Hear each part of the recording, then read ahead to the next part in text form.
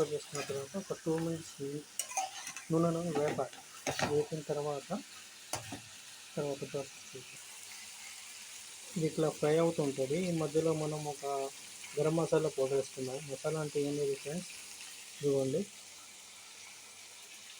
యాలక్కాయలు, లవంగాలు, చెక్క, ఇవి మొత్తం కలిపి గ్రైండ్ అయిన తర్వాత ఇట్లా గరం మసాలా పౌడర్ వచ్చింది. ఇది దాంట్లోకి వేసేసుకొని తిప్పేసుకుంటాం. దాంతోపాటు కొంచెం రుచికి సరిపడా ఉప్పు, కారం, పసుపు కొంచెం వేసుకొని అది వేసేసుకొని తిప్పేసుకుంటాము. దాని తర్వాత ప్రాసెస్ చేద్దాం. ఈ ఫ్రైలోనే మరీ డ్రైగా కాకుండా కొంచెం గ్రేవీ లాగా చేద్దామని టమాటా పచ్చిమిరపకాయ పేస్ట్ వేస్తున్నాను. అది వేసిన తర్వాత చూపిస్తాను. ఈ ఫ్రైలో పేస్ట్ వేసేద్దాం. ఇప్పుడు నేను చేసుకున్న పేస్ట్ వేసుకొని కలుపుకుందాం. నీళ్లు పట్టవు.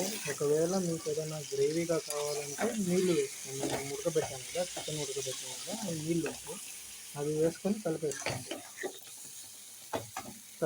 సరిపోయింది. నాకు కొంచెం నీళ్లు పడతాయి, అవి నేను నీళ్లు వేసుకుంటాను, ఉడకబెట్టిన నీళ్ళు. అంతే ఫ్రెండ్స్, ఈ నీళ్లు డ్రై అయ్యేదాకా పెట్టుకోండి. దాని తర్వాత చికెన్ ఫ్రై రెడీ అయ్యిద్ది. దాని తర్వాత మనం సర్వ్ చేసుకుందాం. ఫ్రెండ్స్, అలాగే కొంచెం టేస్ట్ కోసం పైనుంచి తరిగిన ఉల్లిపాయలు వేసుకోండి. ఉల్లిపాయలు వేసేసుకొని కలిపేసుకోండి.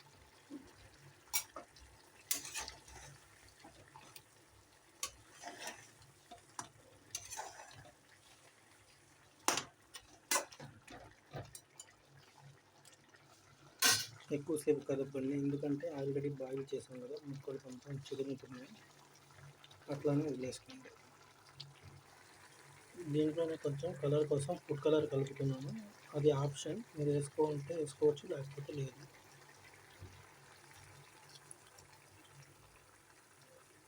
ఇప్పుడు మనం గరం మసాలా పౌడర్ వేసేసుకుందాం.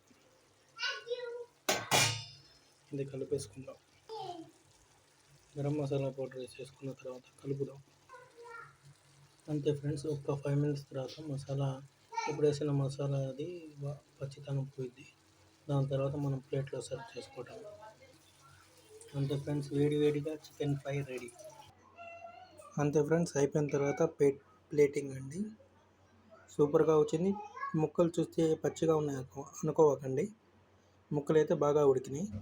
ఓకే ఫ్రెండ్స్, నచ్చితే లైక్, షేర్ అండ్ సబ్స్క్రైబ్ చేయండి. Thank you.